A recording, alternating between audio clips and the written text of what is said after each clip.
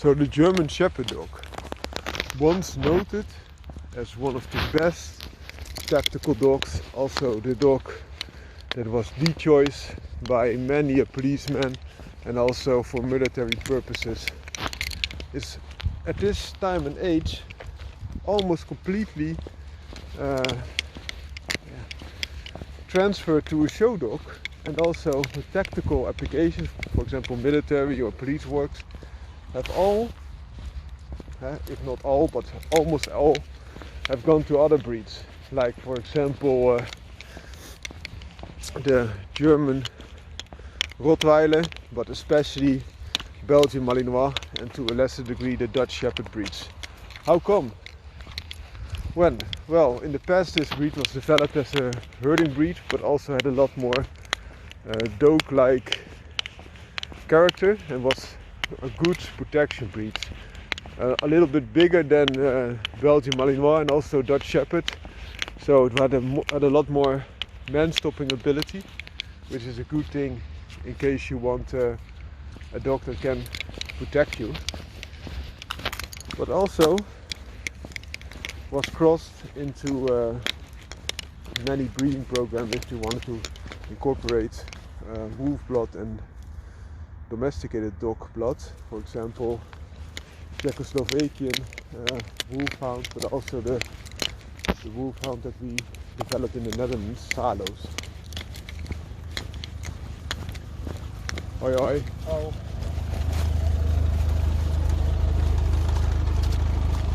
And this was not all.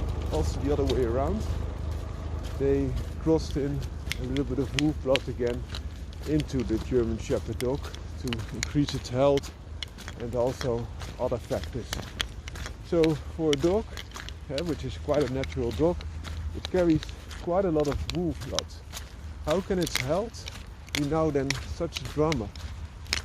Yeah, well, it's the show world who has done this. They wanted a dog, and it was already one of the biggest shepherd dogs, as I mentioned. For example, the further nephews, Dutch and especially Belgian shepherd breeds are a lot smaller and more nimble, and they wanted to exaggerate this even more. And what did they do? If you look at the side, if you squat down the back end, the top will rise even higher, so the head will be held up even higher. And they did this, and as a result, the health of the hips at the back was extremely deteriorated. Especially hip dysplasia was a big factor now. And these dogs were no longer used for working ability, but only show ability, which further gave rise to bad health and bad character. So, because they were not longer trained for tactical purposes, the dog was just a beauty contest winner. And with those exaggerated looks, they increased over time and over time again, until we have the breed that we know now as a German Shepherd dog, which is completely unfit as a working breed. Of course, there are some breeders that still kept close to the original German Shepherd dog, and also bred the original coat, the longer haired coat German Shepherd dogs, and those are known as the old German Shepherd dogs. But still, those are far-fetched and also not recognized by FCE, so it's not a dog that they could show. Today we will discuss the King Shepherd. And what if you could have a German Shepherd that's almost twice the size in weight as the German Shepherd? That is the King Shepherd. So, why is it the King? Because it is so big. Therefore they have named it the King. And if you go back to the history of the King Shepherd, it was developed by fanciers of German Shepherds that also liked the initiative of the Shiloh Shepherd.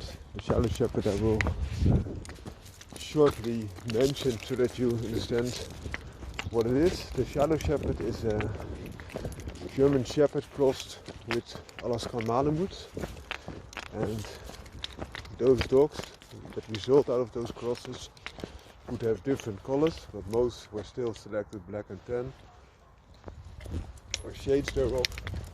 And they had a more woolly coat and also a stronger body. So for example, the hips of the show German Shepherd have all kinds of detriments, being in functionality but also hip dysplasia, and then they bred it to as very strong and also gentle natured dog, being the Alaskan Malamute, who also has a wolf-like appearance, and the combination resulted in Shiloh Shepherd. So why do I mention the Shiloh Shepherd when I'm talking about the King Shepherd? Because in its essence, the King Shepherd has the German Shepherd in its pedigree, but also the Alaskan Malamute and the Pyrenean Mastiff, which is a bigger livestock protection breed, all white normally, sometimes little colored patches, but also from the livestock protection breeds. This is one of the most gentle natured dogs, so they are very friendly in general towards humans, and also have a gentle character like the Alaskan Malamute has. But that put aside, also the development of the King Shepherd and the Shiloh Shepherd were intertwined, because in the development of the King Shepherd they also used the Shiloh Shepherd. So what are the benefits? Like the Shiloh Shepherd, you get a bigger dog with a more normal stance, so the back is not squatted like the show German Shepherds often are, and you have a far bigger dog also with a thicker coat, and the character is a lot more gentle.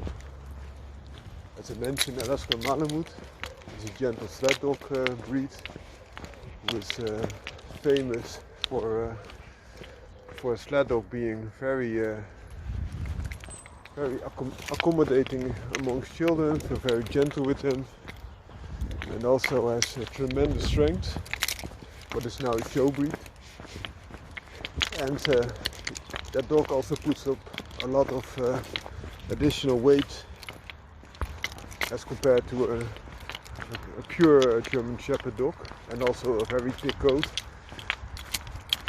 The Pyrenean mountain dog, or also known as the Pyrenean Mastiff, adds even more bulk because it's a lot bigger dog, and also it has a very thick coat as well.